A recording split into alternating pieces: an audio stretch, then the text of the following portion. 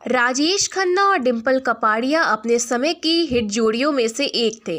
उम्र में भारी अंतर होने के बावजूद दोनों ने न केवल सिल्वर स्क्रीन पर एक आदर्श जोड़ी बनाई बल्कि वास्तविक जीवन में भी वो पति पत्नी के रूप में कमिटेड थे। दुर्भाग्य से उनका वैवाहिक जीवन कम समय के लिए था, क्योंकि 9 साल तक साथ रहने के बाद 1982 में दोनों अलग अलग रास्ते पर चले गए। हालांकि उनके अलग होने में भी दिलचस्प बात यह थी कि राजेश और डिंपल केवल अलग हुए थे और कभी औपचारिक रूप से तलाक नहीं लिया। इसके अलावा अलग होने के बाद इन्होंने कुछ फिल्मों में साथ भी काम किया था।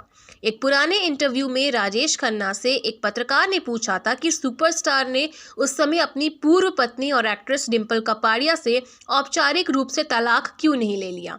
इस पर राजेश खन्ना ने बड़े ही शालीन तरीके से जवाब दिया था कि कैसे डिंपल ने अभी तक उन्हें उन कारणों से तलाक नहीं दिया जो उन्हें ही पता है। एक्टर ने यह भी कहा था कि दोबारा मतलब पहले कहाँ अलग थे, यह है कि अलग अलग रहते थे, क्योंकि अभी तक तलाक नहीं दिया है, ना उसने ना वो देती है।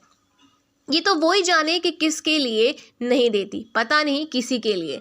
जब वो आएगी यहाँ तब उनसे पूछ लीजिएगा, वो आपको सही जवाब देगी। मैं तो इतना ही कह सकता हूँ कि तलाक नहीं दिया तो नहीं दिया, उनकी मर्जी। अब और क्या, बात तो दिलों की है। इसके साथ ही दोस्तों मैं आपको बता दूं कि अपने जीवन के महत्वपूर्ण समय के लिए जीवन साथी होने के अलावा राजेश खन्ना और डिंपल कपाड़िया फिल्म जय शिव शंकर में एक साथ काम करने के बाद दोस्त भी बन गए थे।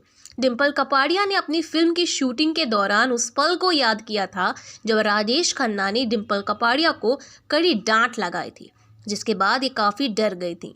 ये बहुत प्यारा था। फिल्म तो बहुत अच्छी बनी, लेकिन आर्थिक दिक्कतें थी। एक बार जब हम शूटिंग कर रहे थे तो उनकी तबीयत ठीक नहीं थी और उन्हें बालकनी में आकर प्रेस की ओर हाथ हिलाना था। मैंने उन्हें अपना शॉल और धूप का चश्मा दिया और अच्छी तरीके से कहा, काका जी अब आप बाहर जाएं और सीधे मत दिखें, आपका साइड प्रोफेशनल बेहतर है। उन्होंने बस मेरी तरफ देखा और सख्ती से कहा, अब तुम मुझे सिखाओगी। खैर, डिंपल कपाड़िया और राजेश खन्ना का तनावपूर्ण रिश्ता उस समय अखबारों के लिए एक बड़ी खबर बन गया था।